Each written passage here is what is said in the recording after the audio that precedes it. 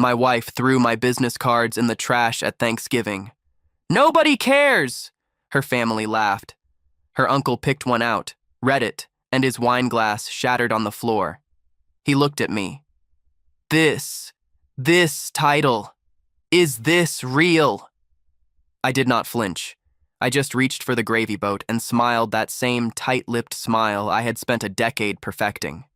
The one I wore every time her family treated me like a piece of furniture that had wandered into the wrong room. The one that cost me nothing and revealed even less. I had become very good at that smile. Some men build walls. I built expressions. The cards were matte black. Simple, clean embossed lettering pressed deep into the stock so that you could feel the words before you read them. I had ordered a fresh stack that same week because the old title was already outdated, already too small for what the last 8 months had produced. The ink was barely dry when I slid them into the inner pocket of my coat before leaving for dinner. I had not even planned to share them. They were not printed for this table, not designed for this room, not meant for people who measured a man's worth by how loudly he announced himself at Thanksgiving. But sometimes a room forces your hand, and sometimes the trash can is exactly where a story needs to start. Her name was Clara, and she was brilliant in the specific way that people raised in abundance tend to be. Quick with language, effortless in social rooms, genuinely funny when she wanted to be. I had loved her fiercely for 11 years. I still did, underneath everything that followed. But Clara had been shaped by her family, the way water shapes stone, slowly and completely, and the shape they had pressed into her was one that did not leave much room for a man who worked quietly. Her father was Douglas Langford.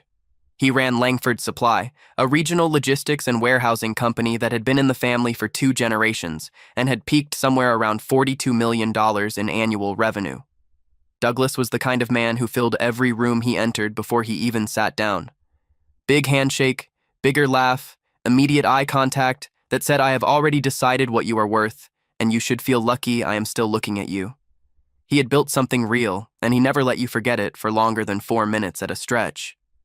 Her brother Marcus was cut from the same fabric, but a generation thinner. He had a corner office at the Langford Supply headquarters and a title, Director of Strategic Operations, that he mentioned within the first 30 seconds of every introduction I had ever witnessed. He wore it like a lanyard. You could not shake his hand without it somehow coming up.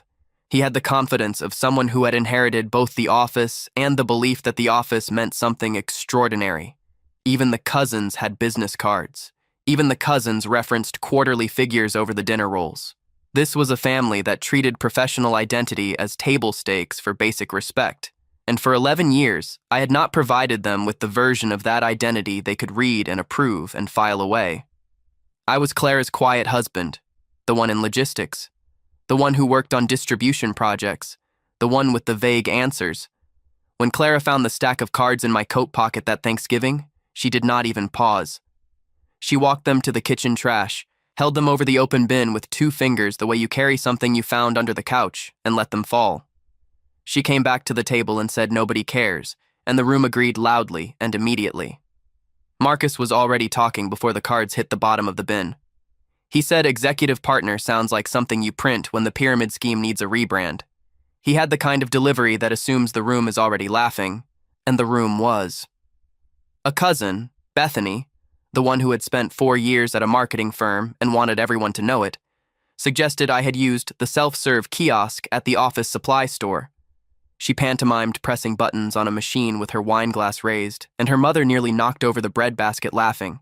Even Clara's mother, Margaret, who had always been at least diplomatically polite to me, dabbed her eyes with the linen napkin and shook her head like I was a very sweet, very harmless mistake. I took another slice of turkey. I passed the cranberry sauce to the left. I asked Douglas if he wanted more stuffing, and he said sure, champ, still smiling at Marcus's next line, and I served it without comment. That was the first incident. And it was not the one that broke me. That is important to understand. By that point, I had already survived 2 others that had landed harder in private. The second had come 3 weeks earlier. Douglas hosted his quarterly vendor dinner at the Alderton Club, a members-only room on the 14th floor of a building downtown, where the napkins were folded into birds and the menu had no prices. I had been there exactly once before, 2 years prior, as Clara's +1. introduced to the room, and immediately deposited near the window like a decorative lamp. This time was no different. Douglas stood at the head of the long table and toasted to another quarter of dominance, another season of Langford supply proving why family-built companies outlast the equity sharks, his words, and when he named the people who had made it possible, he went around the table by name, vendors, managers, a lawyer, 2 cousins, and looked directly past me without a pause the way you look past a plant. Clara laughed at his jokes. She touched his arm when he said something particularly sharp. I checked my phone under the table at 11:47 that evening, and the notification I had been waiting on for 6 weeks was sitting at the top of my screen with 3 words. Contract, finalized, yours. Triarch Equity had just won the federal warehousing and distribution contract that every major East Coast logistics firm had been bleeding money to pursue for 8 months. The Federal General Services Administration had been looking for a partner to manage consolidated warehousing operations across 7 northeastern states, and the winning bid had come in $11 million below the nearest competitor because I had spent 4 months restructuring our cost model from the foundation up. Clean, quiet, final. The kind of win that does not get announced at the Alderton Club because the people who close those deals do not need to announce them. I put my phone back in my pocket. Douglas was telling a story about a competing firm that had tried to underbid him on a regional contract 3 years ago and failed. He told it like a war story. I listened and nodded and said nothing. The third incident happened in the car on the way home from that dinner. Clara asked if I had made any progress on what she called my little distribution project, and she said it with genuine warmth, the kind of warmth that is somehow worse than condescension because it does not even know it is doing it. I told her it had been a good quarter. She patted my hand on the center console, said that is great, honey, and immediately changed the subject to her mother's kitchen renovation budget, the cost of the new countertops, the disagreement over cabinet hardware. I watched the white highway lights slide across the roof of the car one after another and did not correct her. That was the last time I would let it pass without consequence. But consequence, when it comes, rarely comes through a door you built yourself. Sometimes it walks through one you did not even know was open. Back at the Thanksgiving table, while Marcus was still riffing about the Staples kiosk to increasingly enthusiastic laughter, Uncle Raymond had gone quiet. He was Clara's mother's brother, the outlier in a family of loud finishers. 3 divorces, 2 board-level battles that had left him on the right side of both, a man who had walked into enough rooms to develop a very specific radar for when something in a room was not adding up. He did not perform. He observed. And something had pulled his attention toward the kitchen. He set his fork down without saying anything, pushed his chair back, and walked out of the dining room while Marcus was still mid-sentence. The kitchen was quieter. The trash can was beside the island, one of those brushed steel ones with the step pedal. Raymond pressed it open with his foot, looked down at the scattered matte black cards lying across the top of the bin, and crouched down the way a man crouches when he is not sure what he is looking at yet. He picked one up with 2 fingers, turned it over, adjusted his glasses with his other hand, the ones he only wore when he thought no one was watching. And then he went completely still in a way that had nothing to do with stillness and everything to do with recognition. The wine glass was in his left hand and it slipped. Not a dramatic drop, no slow-motion arc. It simply left his fingers the way things leave your fingers when your brain suddenly stops sending signals to your hands. The stem hit the tile and snapped clean, and the bowl spun twice and came to rest without shattering, red wine spreading across the grout in a slow, dark bloom. Every fork in the dining room paused mid-air. The cousin who had been refilling her plate stopped with the serving spoon hovering. Even Clara's mother's dog, a fat golden retriever named Biscuit, who had been methodically destroying a sweet potato roll under the table, lifted his head. Raymond stood up slowly. He walked to the doorway between the kitchen and the dining room. He was holding my business card in one hand, and his glasses had slid down his nose, and he did not push them back up. He looked across the room directly at me, and his voice was low and carefully assembled. The voice of a man choosing each word the way you choose footing on unstable ground. He said the name, Triarch Equity. He said the title, Managing Principal. He asked very quietly if it was real. And I nodded once, No performance, no explanation. Just a single, unhurried nod over the top of my glass. The color left Raymond's face in a way that was visible from across the table. Not embarrassment, not shock, exactly.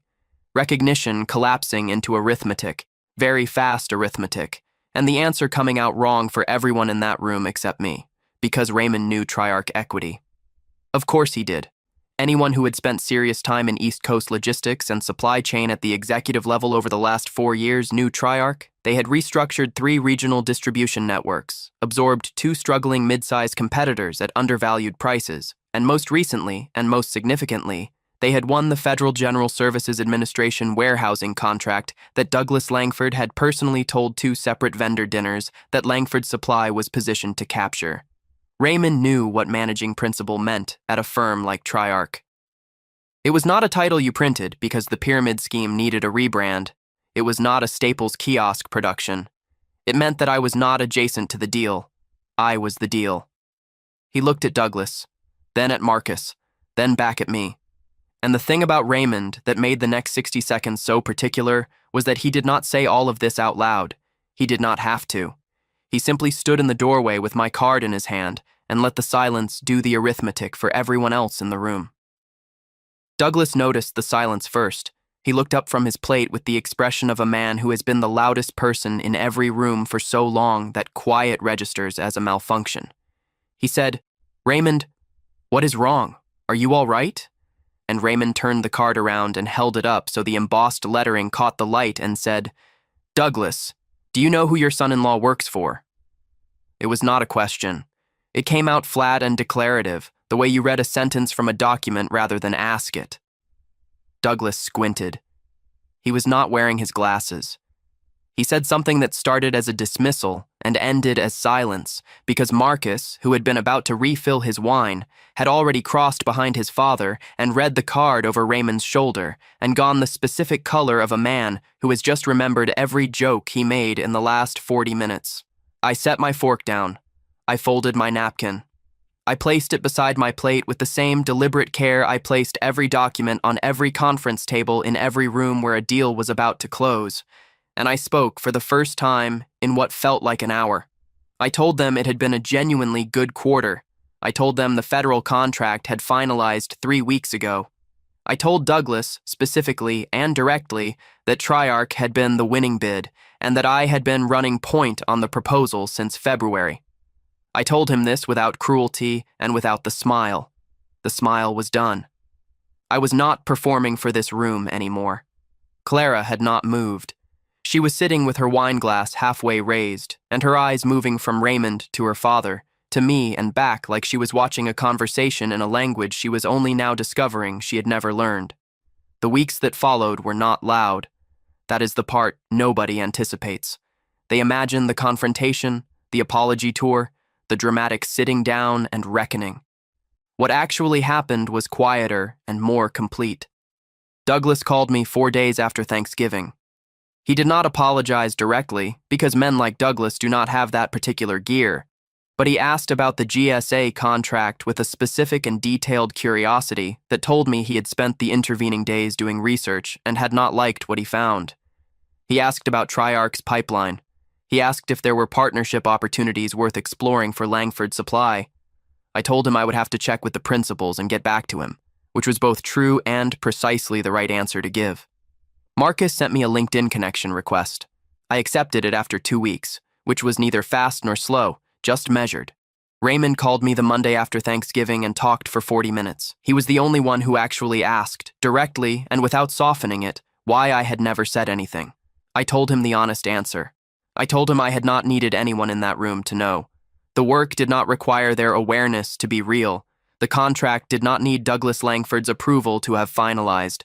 I had spent 11 years building something in the quiet, and it had stayed solid precisely because I had not built it for the audience at that table. Raymond was quiet for a moment, and then he said, "That is either the most disciplined thing I have ever heard, or the loneliest," and I told him it was probably both. Clara and I had the conversation I had been preparing for, without knowing I was preparing for it, for 3 years. It was not a fight. It It was something more like a long, honest inventory of the distance that had grown between who I was and who she had assumed I was. She cried. I did not, but not because I was not feeling it. She said she had not known, and I said I know, and she said, why did you let me not know? And I had to sit with that one for longer than I expected.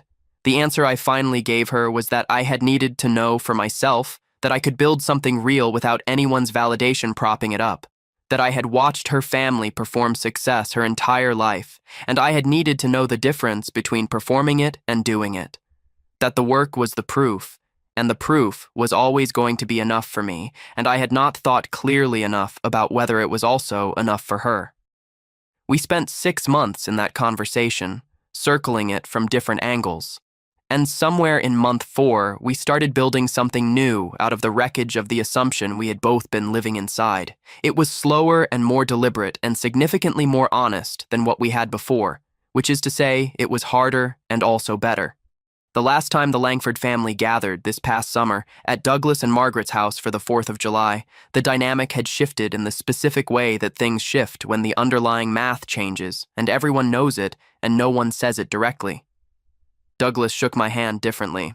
Marcus asked genuine questions about deal structure and listened to the answers. The cousins did not make kiosk jokes. Raymond sat beside me on the back porch after dinner with a glass of something cold and watched the kids chase fireflies across the lawn and said that he still thought about the wine glass sometimes. He said he was glad it was a cheap one. I asked him what he meant, and he said the expensive ones have thicker stems. They do not snap that clean. I told him I had never really thought about it that way. He said most people do not think about what they are holding until it is already gone, and then he raised his glass toward the dark yard and said, "Here's to printing the good cards." I raised mine back. The work was always real. The room finally caught up, and I never needed it to, which is exactly the reason it eventually did.